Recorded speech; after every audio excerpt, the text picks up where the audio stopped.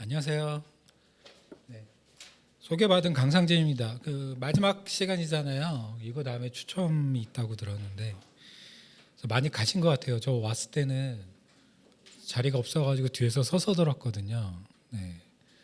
아무튼 오늘 제가 말씀드릴 부분은 오픈스택은 아니고 쿠버네티스 관련입니다. 그래서 쿠버네티스 관련인데 회사 내에서 지금 하고 있는 프로젝트도 GPU가 달려있는 쿠버네티스에서 어떻게 좀 AI 애플리케이션들을 잘 구동하고 얼마나 그 GPU 리소스를 아끼면서 사용할 수 있을까, 그리고 이제 뭐 보안이나 성능은 어떻게 좀 개선할 수 있을까, 이런 일을 하다 보니까 이제 그런 주제로 그런 컨텐츠를 만든 것 같아요. 그래서 오늘의 주제는, 제가 말씀드릴 오늘의 주제는 글로벌하게 이제 배포된 플랫폼을 사용해서 얼마나 빠른 성능의 애플리케이션을 어떻게 만들 수 있는지. 물론 이제 좋은 성능의 AI 애플리케이션 만들려면 GPU가 좋은 거 있으면 되겠죠. 비싼 거 있으면 되겠죠. 그렇지만 이제 항상 우리의 주머니는 가난하고 워낙 비싼 GPU 1,000만 원이 넘고 2,000만 원이 넘는 거를 사다가 또 잘 사용하지 못하면 또 낭비하게 되고, 그래서 여러 가지 방안을 찾다가 이제 최근에 이제 프로젝트로 진행한 것이 글로벌하게 배포된 플랫폼을 사용하면서 이제 엣지 컴퓨팅이죠. 어떻게 보면 엣지 플랫폼인데, 제가 속해 있는 회사가 이제 CDN 회사다 보니 이제 엣지 플랫폼을 자유롭게 사용할 수가 있었고요. 그리고 이제 쿠버네티스 기반으로 애플리케이션이 구동될 때, 특히 이제 속도가 느려서 고민되는 우리 이제 고객들 얘기를 들어보니까 주로 이제 연산 컴퓨팅이 좀 많은 그런 애플리케이션을 구동하는 분들, GPU로 뭔가 데이터 사이언스 쪽을 하는 분들, 뭐 연산, 그 다음에 그래픽 렌더링 처리하는 부분들, 이런 부분들에 대한 페인 포인트가 있어서 여러 가지 시도를 하다가 웹 어셈블리 사용해 보면 어떨까 했더니 조금 좀 괄목할 만한 결과가 나온 거예요. 그래서 이제 이거를 좀 공유를 해야겠다 해서 컨텐츠화 한 게 이겁니다. 제가 좀 전에 제가 참여했던 그 세션에 이제 그 강사님께서는 이제 큐브콘에서 많이 발표를 하셨는데, 저도 올해 일본에 이제 2달 전에 일본에 있던 큐브콘에서 웹 어셈블리 관련 발표를 했는데, 그때는 인보이에 이제 와즘 모듈을 붙여서 보안의 어떤 기능으로 사용하는 세션이었고요. 오늘은 보안 관련 세션은 아니고 웹 어셈블리가 쿠버네티스랑 만나면 상당히 많은 콤비네이션이 가능하거든요. 그래서 오늘은 애플리케이션 성능에 대한 부분이죠. 이제 보안은 아니고. 그래서 이제 그런 부분을 소개를 해드리도록 하겠습니다. 우리가 보통 이제 클라우드 위에서 쿠버네티스를 사용을 많이 하잖아요. 물론 이제 온프레임 환경에서 쿠버네티스를 구동하는 분들, 그리고 이제 어떤 컴플라이언스 때문에 사내의 어떤 에어갭 환경에서 쿠버네티스를 설치해서 뭐 아까 얘기 들으니까 K0S 오픈소스를 사용하면 인터넷 없이도 설치가 가능하고 운영이 가능하다고 강사님이 얘기를 해주셨는데, 그런 경우가 아니라면 대부분은 다 클라우드 환경에 빠르게 만들고 거기에 이제 클라우드에 있는 뭐 CPU, GPU, 메모리 같은 리소스를 사용을 하고 그러는 게 일반적입니다. 그래서 EKS, AKS, 뭐 GK 이런 것들을 많이 활용하죠. 그럴 때 우리가 보통 세계 각국의 주요 국가의 주요 도시에 있는 그런 데이터 센터의 모음을 우리는 클라우드 리전이라고 부르죠. 그래서 이 그림에서 보면 이제 주황색에 해당합니다. 그래서 일반적으로 클라우드 회사들은 한 작게는 열 몇 개에서 크게는 뭐 30 몇 개까지 리전을 갖고 있습니다. 전 세계에 계속 늘어나고 있죠. 근데 우리가 보통 이제 엣지 플랫폼이라고 얘기하면 그 클라우드 리전을 얘기하는 건 아니고요. 그 리전이 없는 음영 지역 중에서도, 그렇지만 인터넷 트래픽이 발생하고 사용자 니즈가 있는 곳, 그런데 리전을 세우기는 ROI가 안 나오는 곳, 그 특정 고객만 사용한다거나 특정 서비스만 잘 되거나 이렇게 애매한 부분이 있는데요. 그런 부분을 우리는 이제 거기다가 이제 그런 트래픽을 소화하기 위해서 집어넣는 그런 부분을 이제 엣지 플랫폼, 엣지 리전, 뭐 분산 리전, 뭐 다양한 이름으로 부르는데요. 그래서 주로 뭐 IoT에 사용한다든가 자율주행에 사용한다든가, 어떤 그 자율주행 시범화 도시에는 그 차가 지나가면서 그 차석에 있는 센서들과 통신해야 되는데, 그러려면 뭔가 컴퓨팅이 있어야 되고, 뭐 그런 목적으로 리전을 만들 수는 없으니까 이제 엣지 플랫폼을 만들다든가 이렇게 특정 어떤 목적을 가지고 소규모로 만드는 그렇지만 사용자 주변에 리전보다 가까이 있는 곳을 우리는 엣지 플랫폼, 분산 플랫폼 뭐 이렇게 다양하게 부릅니다. 그래서 이 그림에 보면 하늘색인데요. 개수로 보면 더 많아요. 규모는 작지만, 그렇죠? 트래픽도 작지만 많다. 그래서 제가 다니고 있는 회사 같은 경우는 저 엣지 플랫폼이 한 4,500개 정도 글로벌하게 배포가 되어 있고요. 한 45만 대 정도의 그 엣지 서버가 있거든요. 한국에도 한 몇백 대의 엣지 플랫폼이 있습니다. 뭐 그거를 보안의 이유로 굳이 오픈하지는 않죠. 장소 같은 거를 그거는 뭐 아마존도 마찬가지고 구글 클라우드 애저도 마찬가지지만 국내를 비롯해서 상당히 많은 곳에 촘촘히 배포가 되어 있습니다. 그래서 우리가 보통 리전하고 엣지 플랫폼을 구분해서 얘기할 때는 여러 가지 정의가 있습니다만 이제 제일 중요한 거를 이제 저 하이라이트 해놨는데요. 사용자와 보통 뭐 수십에서 수백 킬로미터에 있지만 어쨌든 사용하에 내가 SSH 접속해서 거기에 VM 만들고 뭐 엔진엑스 웹서버 설치하고 이런 경우. 근데 이제 레이턴시를 보면 한 50ms 이상 발생할 수밖에 없죠. 왜냐하면 아무리 클라우드 리전을 튼튼하게 아니면 성능 좋게 잘 만들어 놨어도 인터넷상에 물리적 거리가 있으면 어쩔 수 없는 것이죠. 근데 보통 우리가 그래도 엣지 컴퓨팅이라고 정의를 하려면 일반적으로 그거를 사용하는 사용자하고 수십 킬로미터 이내에는 있어야 되고요. 초저지연이라고 말하는 약 20ms 미만의 접속 가능한 그런 속도를 가지고 있는, 그리고 목적이 다 다릅니다. 뭐 대규모 빅데이터라든가 AI 학습이라든가 중앙집중 서비스, 일반적인 웹 서비스는 보통 리전에다 만들죠. 근데 엣지에다 만드는 거는요, 이제 약간 실시간성 게임, IoT, 자율주행, 그다음에 실시간 스트리밍, 그다음에 그 실시간으로 스트리머들이 올리는 스트리밍, 이런 분들은 엣지 플랫폼을 사용하십니다. 실제로 사용자 주변에 있어야 돼요. 그래서 가장 최근에 만난 저희 클라이언트 중에서도 본인이 그 남아프리카 공화국하고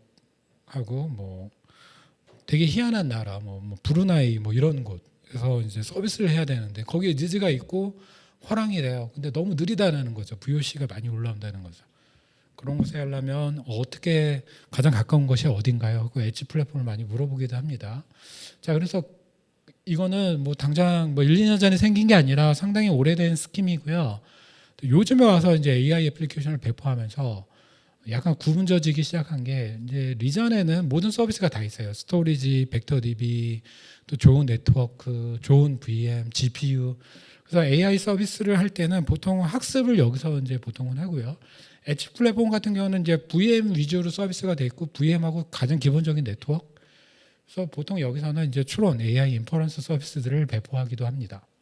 대부분은 이렇게 AI는 나눠 쓰고 있고요. 물론 엣지 기반의 플랫폼에다가 AI 학습 애플리케이션을 구동할 수도 있지만 굳이 그럴 필요가 없어요. 굳이 거기서 외딴 지역에서 저전력, 그다음에 어떤 낮은 스펙을 가진 VM에서 AI 모델을 개발할 필요가 없는 것이죠. 그래서 보통은 우리가 이제 사용자들은요, 엣지에 접속을 하게 해서 엣지 그 AI 애플리케이션을 통해 이제 인퍼런스를 사용하는 게 일반적이고요. 그다음에 리전에서는 일단은 그 AI 서비스를 구동하는 회사에서 개발자분들이 거기서 학습을 하는 거죠. AI 모델을 디플로이를 하고요. 그래서 MLOps가 계속 24시간 구동되는 것은 리전이라고 할 수 있고요. 실제로 서비스 사용자가 접속하는 그 곳은 엣지라고 할 수 있죠. 그래서 CDN을 사용한다거나 어떤 이제 그 서버리스, 그러니까 엣지 플랫폼에서 구동하는 서버리스, 요즘에는 CDN 업체들도 다 서버리스 함수들을 가지고 있잖아요. 그 CDN 엣지 서버를 활용해서 이런 경우는 이제 엣지 플랫폼에서 AI 애플리케이션을 소비하기도 하고요. 그렇게 되면은 실제로 그 주변에 있는 사용자는 상당히 좋은 서비스를 성능을 가지게 됩니다. 그리고 엣지에서도 리전에 접속할 일이 생기죠. 이럴 때는 약 100ms 같은 백본 네트워크를 사용하니까 같은 회사에, 그리고 이제 사용자에게는 약 10ms의 초저지연 접속 성능을 제공하는 게 일반적인 엣지 플랫폼과 리전의 차이기도 하고 목적이기도 합니다. 그래서 저 리전에는 상당히 많은 GPU들이 있죠. 그래서 저기서 학습을 하고요. 물론 추론에도 GPU가 필요합니다만 적은 스펙의 GPU를 통해 이제 AI 추론은 충분하니까 이렇게 하면 실제로 엔드 유저 입장에서는 상당히 빠른 서비스를 받을 수가 있습니다. 그래서 말씀드린 대로 IoT, 실시간 게이밍, FPS 게임, 그다음에 실시간 스트리머가 발송하는 그 스트리밍 이런 것들을 엣지 컴퓨팅을 통해 하고 있습니다. 자, 그다음에 다음 주제로 넘어와서 웹 어셈블리인데요. 지금까지는 네트워크 측면에서 어떻게 하면 사용자에게 빨리 서비스를 제공할 수 있을 것인가고요. 이제는 애플리케이션 차원에서 얼마나 빠르게 서비스를 제공할 수 있을까 파서 예전에 이제 네이티브 언어 컴파일해서 구동하다가 그거 느리고 뭐 확장성 없고 그래서 뭐 컨테이너 기반 오케스트레이션 해야 된다 그래서 쿠버네티스의 디플로이먼트 계속 발전해 오고 있잖아요. 하다가 이제 계속해서 그런 것들을 찾아내고 있는데 웹 어셈블리라는 것들이 이거는 사실 이거의 그 한 10년 된 기술입니다. 최근의 기술이 아니라요. 그 유니티 아시잖아요. 게임 엔진 만드는 회사 유니티가 개발한 게임을 브라우저에서 해보고 싶은 거예요. 2015년에. 그런데 일반적인 방식은 안 되죠. 당연히 게임은 C++로 만들었고 브라우저는 기껏 해봐야 자바스크립트, HTML, CSS 이 정도잖아요. 그래서 어떻게 하면 이런 네이티브 코드를 웹브라우저에서 구동할 수 있을까라고 연구로 거듭해서 나온 기술이 웹 어셈블리라는 기술이고요. 그런데 지금은 그 네이티브 웹 어셈블리 말고도 너무나 좋은 기술들이 뭐 웹GL이라든가 여러 기술들이 생겨서 굳이 웹 어셈블리로 네이티브 코드를 웹으로 가져올 필요가 없어졌어요. 그리고 최근에는 풀스택 그 좋은 프론트 엔드 언어들이 생겨서 굳이 웹 어셈블리 없이도 여러 가지 이제 다양한 동적 콘텐츠를 브라우저에서 브라우징 할 수 있게 되었어요. 그래서 본래 의미는 퇴색하고요. 웹 어셈블리가 어떻게 왔냐면 뒤에서 보여드리겠지만 이제는 브라우저가 아닌 곳 컨테이너 쿠버네티스에서 사용을 하게 됐는데 그 과정을 살펴보면 우리가 GPU라는 게 여러분들 잘 아시겠지만 어떻게 보면 엔비디아에서 빠르게 게임을 하기 위해서 그 그래픽 렌더링을 위해 엑셀러레이션을 위해서 만든 게 GPU인데 지금은 AI에 사용되고 있잖아요. 그 빠른 가속과 병렬 처리가 가능하다는 그 속성 때문에 웹 어셈블리도 그 C++ 컴파일된 그 언어를 브라우저에서 구동할 수 없으니 걔를 바이너리 코드화해서 브라우저에서 억지로 돌리는 그런 과정을 거치면서 어쨌든 컴파일된 그 바이너리 코드를 브라우저에서 구동하다 보니까 속도가 빠른 거예요. 일반적인 옛날에 유행했던 뭐 액티브엑스나 그런 것들보다 훨씬. 그런데 지금은 그 빠른 성능 때문에 이제는 브라우저에서는 사용하지 않고요. 컨테이너 환경, 뭐 쿠버네티스 환경에서 더 많이 사용하더라. IoT 환경 이런 곳에서. 그래서 설명은 여기에 있으니까 네, 스킵하겠습니다. 그래서 이런 과정을 거쳐서 웹 어셈블리라는 게 생겼는데 초기에는 말씀드린 대로요. 저 바이너리 코드를 브라우저에 삽입하는 기술을 통해서 일반적인 그 자바스크립트로는 되지 않던 기능들을 사용했습니다. 근데 우리가 왜 와즘을 잘 몰랐냐? 우리는 액티브엑스만 사용하던 한국에서 자라났기 때문이죠. 어린 세대부터. 그리고 와즘 자체가 그렇게 브라우저 기술로 크게 유행하지도 않았어요. 그런데 계속해서 이 와즘을 연구하는 그 기관들이 있고요. 이제는 오픈 소스가 돼서 CNCF의 샌드박스로 들어와서 연구가 되고 있어요. 왜? 쿠버네티스 컨테이너 환경에서 사용하기 위해서. 그래서 지금은 웹 환경보다 넌웹 환경에서 훨씬 더 웹 어셈블리를 사용하는 프로젝트가 활발히 연구가 진행되고 있고요.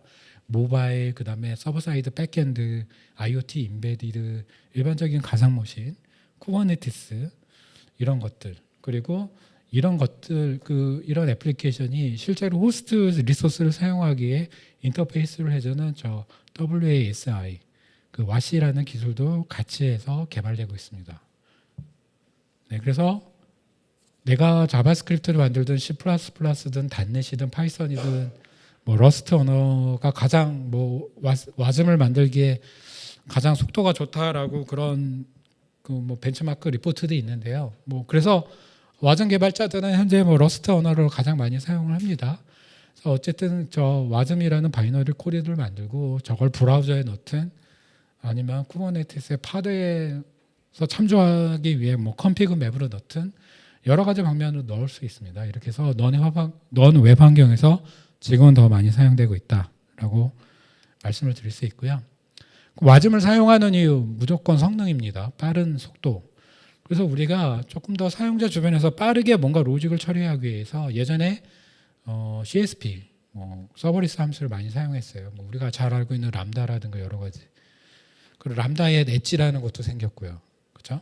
그래서 얘네들은 굳이 내가 VM을 만들지 않아도 여러분도 잘 아시겠지만 그냥 코딩만 하면 바로 실행할 수 있는 엔드포인트가 만들어지잖아요.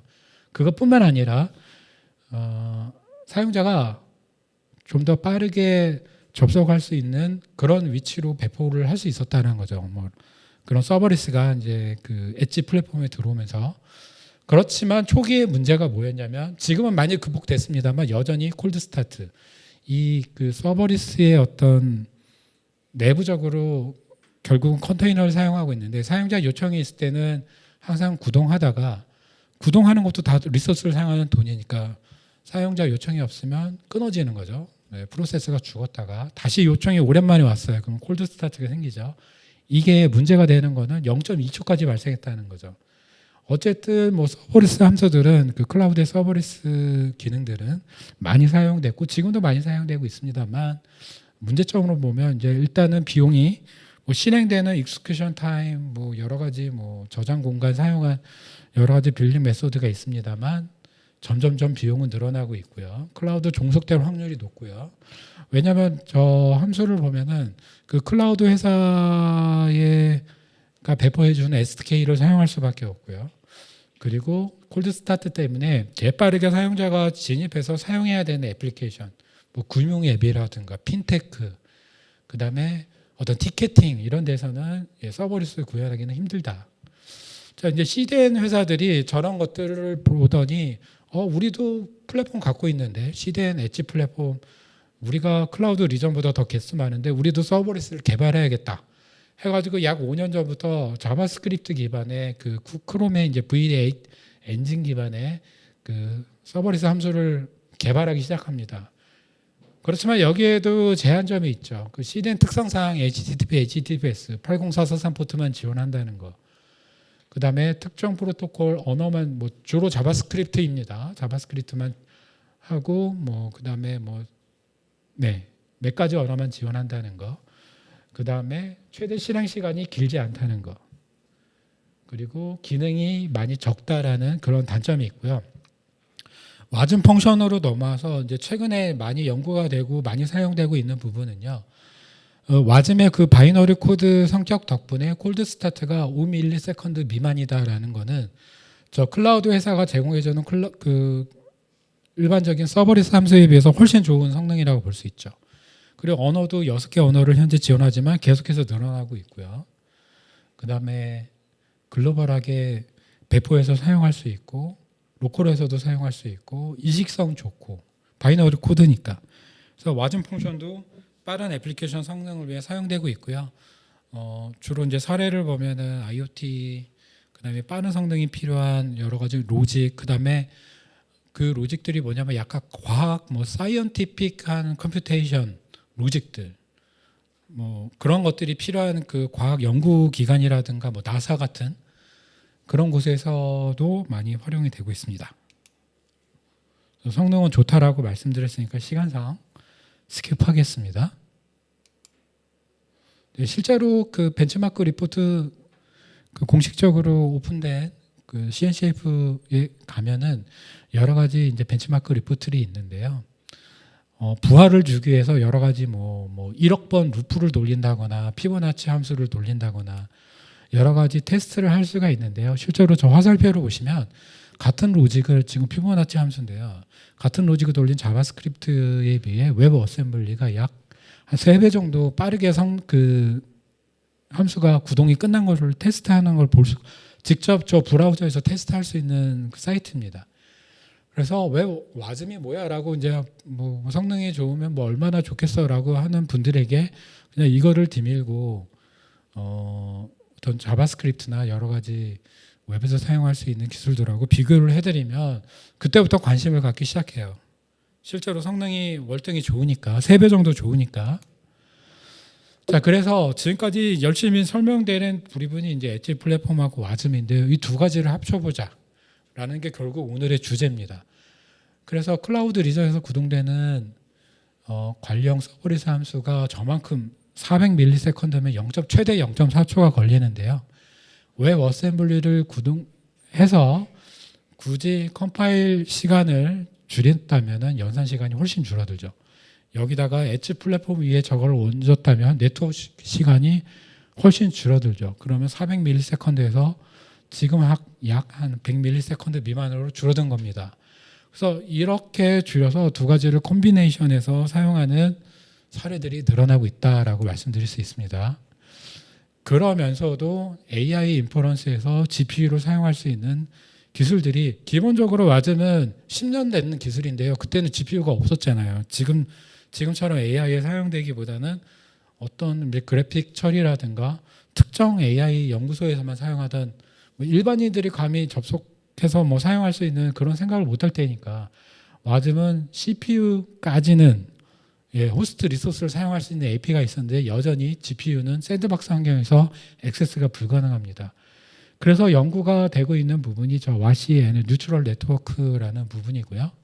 저거는 이제 바이트 코드 얼라이언스라는 곳에서 CNCF 샌드박스 현재 등록되어 있는데요. 거기에 가입해서 연구를 하는 개발자들이 늘어나고 있고요. 그 다음에 와즘에서도 외부의 하드웨어 가속기를 사용할 수 있도록 일반적으로 쿠버네티스가 GPU를 사용할 수는 있으니까 그래서 GPU에서 클러스터 IP 형태의 서비스로 배포를 하고 그걸 호출해서 같은 클러스터 내에서 와즘은 파드로는 돌아갈 수 있으니까 그렇게 사용하는 방법도 사용되고 있습니다. 여기에 웹 GPU API를 사용한다든가 저걸 설명하자면 오늘의 기술 범위가 너무 늘어나서 일단은 뺐습니다.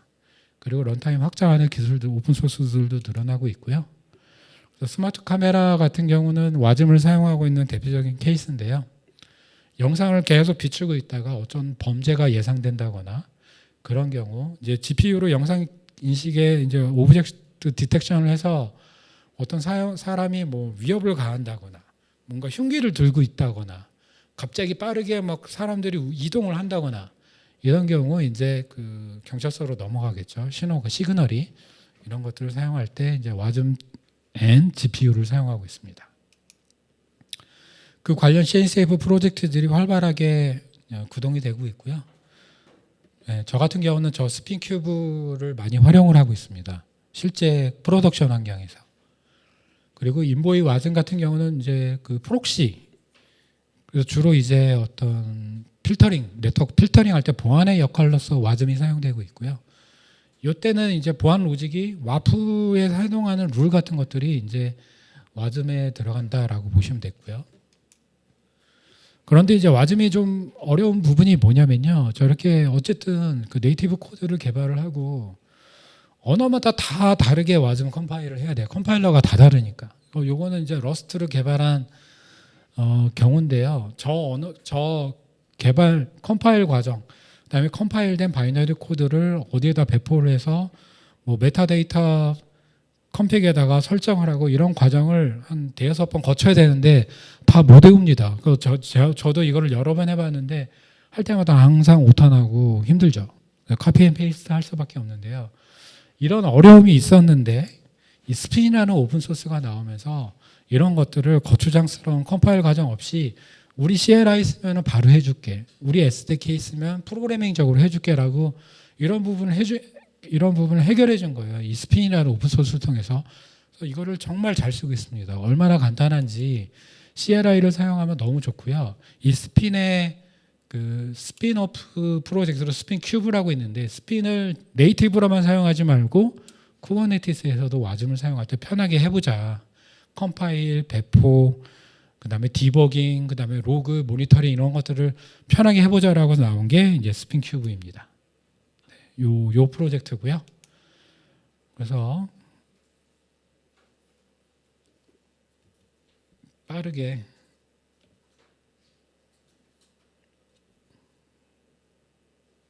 제가 윈도우를 안 쓰다 보니까 얘가 어디 갔는지 모르겠네요. 네, 하여튼 다 디스플레이에서 캐시를 브라우저 캐시를 해놨는데 여기가 와이파이가 느려가지고 일단은 뭐 그렇게 느리지 않을 것 같으니 네.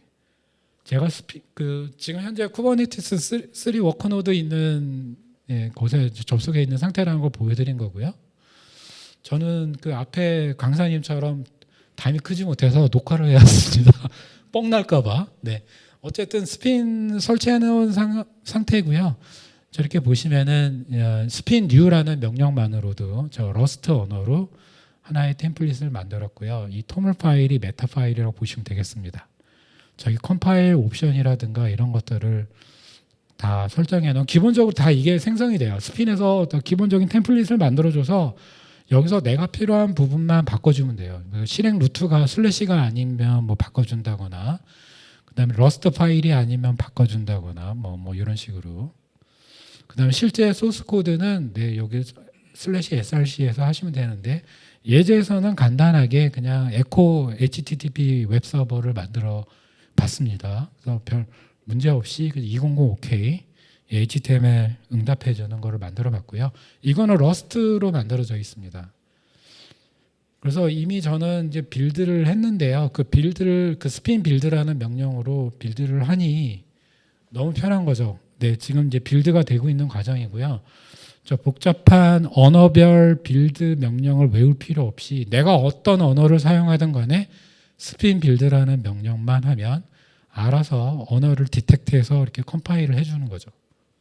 그래서 와이즘 바이너리 코드가 저 타겟의 와즘 32 저쪽에 만들어졌을 겁니다.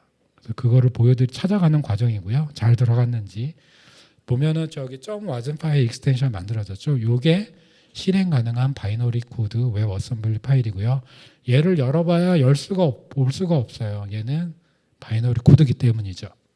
자, 이제 얘를 어떻게 올려야겠어요? 이제 쿠버네티스 파드에다가 연결을 해줘야겠죠. 저 컴파일된 와즘을 쓰려면 그때 사용하는 프로젝트가 아까 제가 사이드 프로젝트로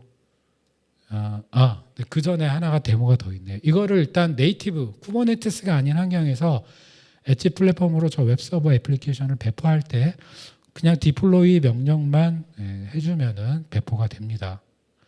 그런데 이 배포 시간이요. 내가 몇 개의 엣지 플랫폼에 배포를 하느냐에 따라 당연히 배포 시간이 길어질 수밖에 없죠. 근데 저 같은 경우는 이 데모를 만들다 보니까 조금 욕심을 내서 전 세계 한 150곳의 엣지 플랫폼에다 배포하려고 하다 보니까 은근 배포 시간이 좀 걸렸습니다. 그래서 조금 제가 스킵을 좀 할게요.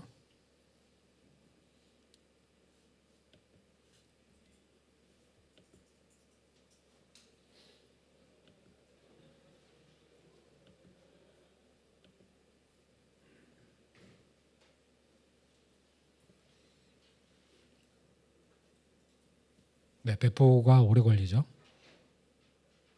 네, 이제 배포가 완료됐다고 하고 저 애플리케이션의 엔드포인트 도메인까지 만들어줍니다. 그래서 걔를 제가 간단하게 들어가 봤더니 아까 보여드린 소스 코드, 저 에코 서버가 완성이 돼서 헬로 월드가 이제 HTML로 넘어온 게 보이시죠? 그리고 여기 뭐 서울에서 접속했다 기타 이제 리스폰스 헤더로 기본적으로 볼 수가 있고요. 제가 150군데에다가 배포를 했으면 정말 말씀드린 대로 엣지 플랫폼에다가 배포를 한 게 맞잖아요. 네, 그거를 이제 보여드리는 과정인데 일단 제 브라우저에서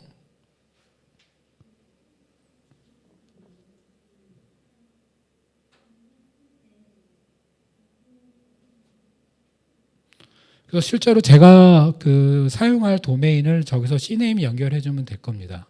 네, 바로 사용할 수 있죠. 헬로월드가 뜨고요. 저 DNS 체커에서 저 DNS의 A 레코드 IP 주소를 글로벌하게 서치해주는 그 DNS 체커라는 도구가 있고요. 저 방금 만들어진 도메인을 검색해 보면 국가마다 IP 어드레스가 다 다르는 게 보이시죠? 그만큼 국가별로 저 V자 체크되어 있는 곳, 거기가 이제 IP가 다 다른 곳인데 거기에 이미 준비되어 있는 엣지 플랫폼에 배포가 되어 있다는 얘기입니다. 자, 이렇게 했을 때 장점은 저 주변 국가에 있는 그 사용자들은 애니캐스트는 아닙니다. 구글처럼. 하지만 저 DNS 결과처럼 자기랑 가장 가까운 엣지 서버에 들어가서 저 웹 서비스를 이제 소모를 하게 될 겁니다. 네, 거의 다 끝났습니다. 네, 이번에는 이제 쿠버네티스 클러스터에 배포하는 과정인데요. 오늘 지금 마지막 세션이니까 딱 한 2분 정도면 끝나니까요. 자, 저렇게 일단은 파드에서 사용할 이미지를 일단은 배포를 해야겠죠. 그래서 도커 허브를 그대로 사용할 수가 있습니다. 그래서 거기에다가 이제 어쨌든 파드에서 써야 되니까 도커 허브에 배포를 하는 명령도 스핀 명령으로 가능하다. 지금 올라왔죠. 헬로 오픈 인프라 올라왔죠. 그래서 배포가 돼 있습니다. 그 다음에 이제 이거를 쿠버네티스에 배포하면 되겠죠.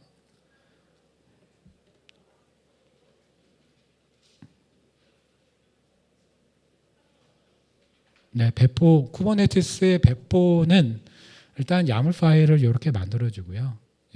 커스텀 리소스고요. 저 스핀 큐브라는 커스텀 리소스를 만들어주고 요거를 가져다가 kubectl 어플라이 하게 되면 디플로이먼트가 생성이 됩니다. 그래서 요거를 이제 wasm 파일이 그대로 파드로 디플로이로 생성이 됐다라고 보시면 되겠습니다. 네, 생성이 됐죠? 저 디플로이먼트가. 네, 파드 2 리플리카로 생성이 됐고요. 그러면 이제 외부에서 접속하려면 여기다가 이제 로드 밸런서만 달아주면 되겠죠. 그래서 그거에 대한 야물 파일은 미리 데모를 위해 준비를 해놨고요.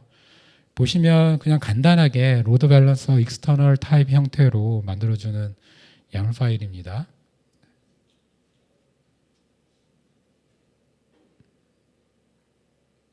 네, 그래서 이렇게 해서 이제 사용자들이 접속을 하면 되겠죠. 자, 이렇게 해서 데모를 마치고요. 자, 마지막 남은 부분이 이제 그러면은 요거를 애플리케이션 오늘 시간상 데모까지는 못 보여드릴 것 같은데 지금까지는 일반 웹서버였잖아요. 그래서 AI 애플리케이션을 저런 식으로 GPU 리소스를 사용하면서 구동을 할 수가 있습니다. 그거에 대한 예제가 여기 깃허브에 있고 제가 링크 올려놨고요. 또 다른 방법으로는 wasm 자체는 GPU 리소스를 사용할 수 없다고 말씀드렸으니까 GPU를 사용하는 일반적인 쿠버네티스 서비스를 하나 만들어 놓고요. 걔를 저렇게 API 호출해서 사용하는 방식도 많이 사용을 하고 있습니다. 그거에 대한 데모고 데모는 GPT OSS 그 20 빌리언 버전을 보여드린 건데요. 얼마나 빠른지를 이제 보여드리려고 했던 건데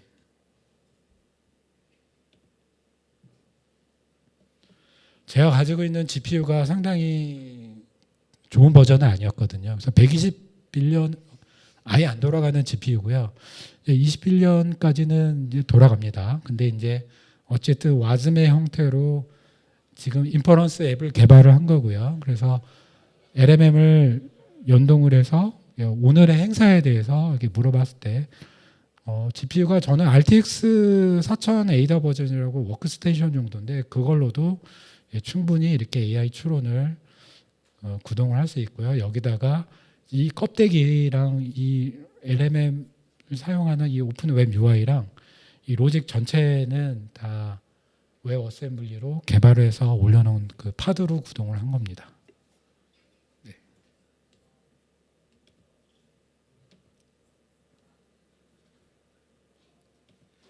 자, 그래서 설명을 다 드렸고요. 요약하자면 이렇습니다. 시간상 스킵하겠습니다. 그리고 오늘의 발표 참고 자료는 여기 있으니까 이제 행사 홈페이지에 제 그 발표 자료 올라오면은 오늘 참고를 하시고요.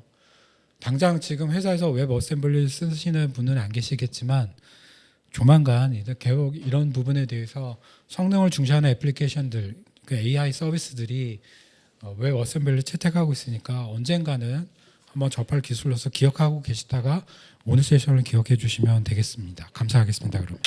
네, 감사합니다.